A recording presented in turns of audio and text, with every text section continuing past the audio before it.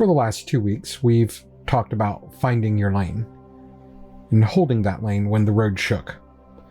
Today, we'll take the next step, learning how to lead in that lane, even if no one gave you a title.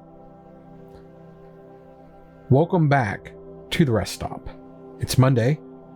It's a brand new week of the rebuild. So take a breath, sip your coffee. You're here, and that matters more than you know.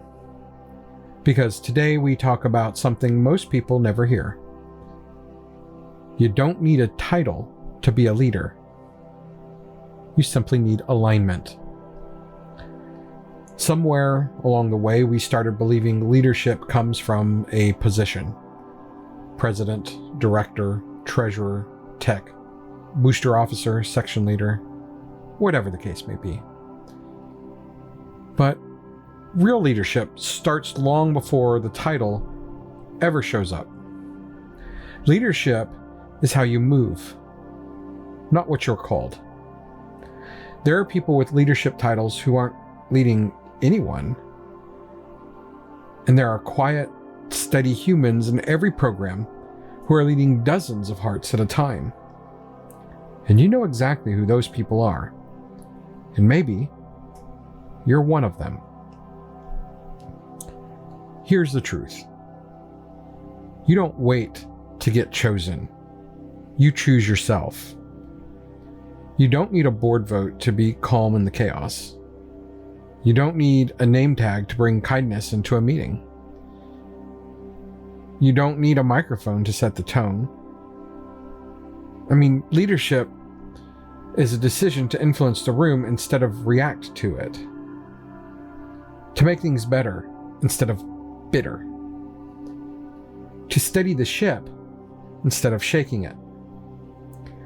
If you care about the culture, congratulations. You're already on the leadership team. So here's your challenge for today. When the opportunity comes, even a small one, step forward. Offer help. Ask a question that brings clarity. Speak up respectfully when something feels off. And notice the person who's carrying too much and lighten their load. Not because you want the title, but because you want the culture to be better.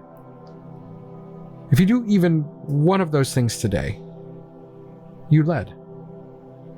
You didn't wait for permission, you took responsibility. And that's alignment in action. I see the parents who organize behind the scenes without ever being listed on a website. I see the directors who calm storms their students never ever knew about. I see volunteers who step up when no one else will. And I see the students who treat others with empathy when the room is tense. You may not have a title. You may not have the recognition, but your impact is real, and your influence is felt. Programs aren't shaped by positions, they're shaped by people. And most of the people who change a culture never stand up in the spotlight because they're too busy doing the work. This week, we'll build on this. Tomorrow, how to communicate like a leader, even when emotions are high. Wednesday, we'll talk about how governance protects leaders without titles. Thursday, how volunteers become a leadership pipeline. And Friday, back to the heart, how heart gives your leadership longevity. Because leadership isn't a job. It's a rhythm, a mindset, a standard that you set within yourself. You don't need a role. You need refusal. Refusal to let dysfunction, drama, or disappointment decide the character of your program. So as you roll into this Monday, carry this with you.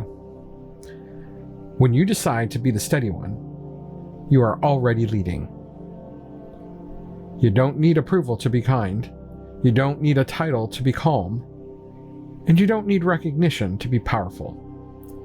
You just need alignment. Your values, your tone, your integrity, all moving in the same direction. So take a breath, finish your coffee, and step into your day like the leader that you already are. Because we're building culture, one morning, one quiet act of leadership, and one rest stop at a time.